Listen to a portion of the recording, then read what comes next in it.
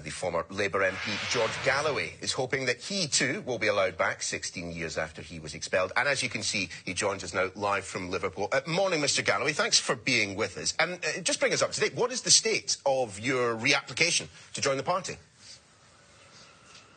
Nice to talk to you again. It's been some years since my last acquaintance with Sky News, so I must be doing something right if I've made it onto your terrific show, which I've been listening to this morning. Well, I've written to the Labour Party General Secretary asking that my expulsion by Mr Blair over the Iraq War in 2003 should be rescinded. It should be rescinded because it was contrary to rule at the time. It was, I think, unjust, and Mr Benn, Mr Foot, Mr Corbyn were all protesting outside, Mr Benn and Mr Foot inside the expulsion hearing. And it now looks ridiculous, Neil. Everybody now knows that I was right about Iraq, and it was Mr Blair and his friends that were wrong. So something that was unjust, contrary to rule, and now looks ridiculous, probably should be corrected. Well, I know that you challenged it at the time, and I'm sure that you would challenge it again now, but the charge, the rationale as put forward by the Labour Party at the time for your expulsion was that you incited Arabs to fight British troops. It's not true, of course, and we said so at the time. We have a QC's opinion. He's now a QC, he was a barrister then. To the contrary, the whole thing was a kangaroo court. The decision was predetermined by Tony Blair. I don't think even Mr Blair would deny that. And I think that it's time, high time, that it was lifted, because we have been vindicated. Those of us who said that the Iraq War would turn into an unmitigated disaster. In fact, we underestimated just how catastrophically wrong it would go. And since then, of course, I've twice beaten the Labour Party in parliamentary elections, two of the most significant election results, I think, of recent times. And I'm the man that beat Roy Jenkins, the head of the last breakaway. You're talking about breakaways. I'm quite good at beating the leaders of breakaways, so maybe I could do a job for them. But if not, I've still got my various platforms and I'm still very busy. But just in terms of your decision to try and get back into the party, presumably this is, a decision you could have made at any point over the last 16 years. So what is it about this point in the political narrative where you're seeing people like Luciana Berger leaving the party? What is it about this moment that makes you want to come back?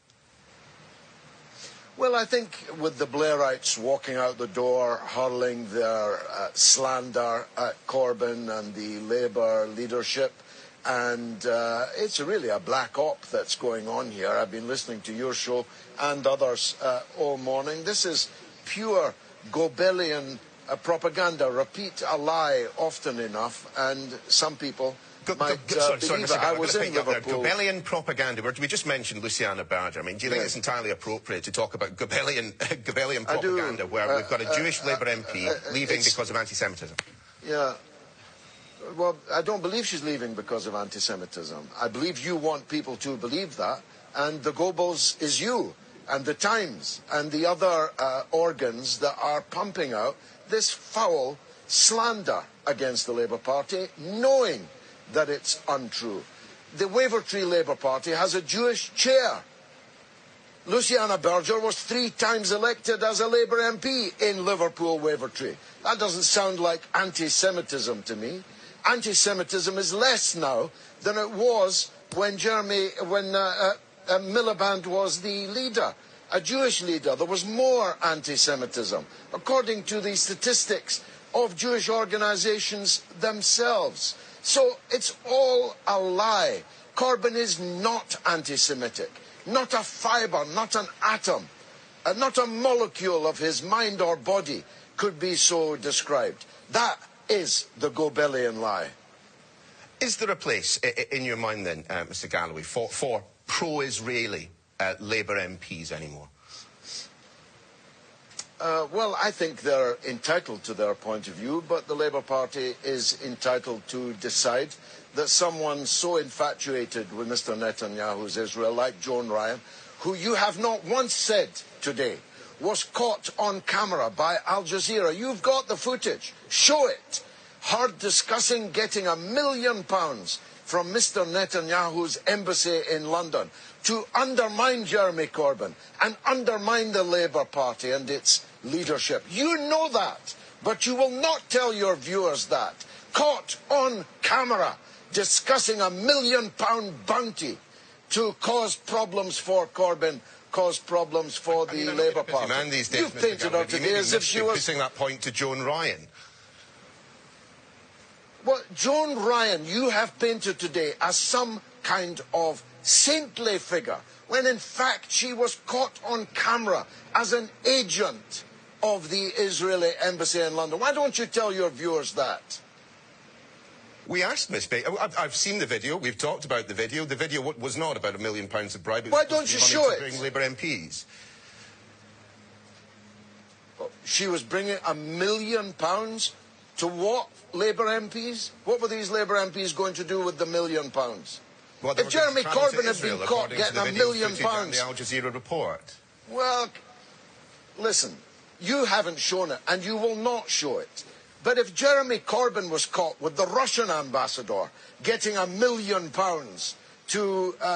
for Labour MPs to go to Russia, do you think you might have shown that footage? I rather think you would, and endlessly on a loop.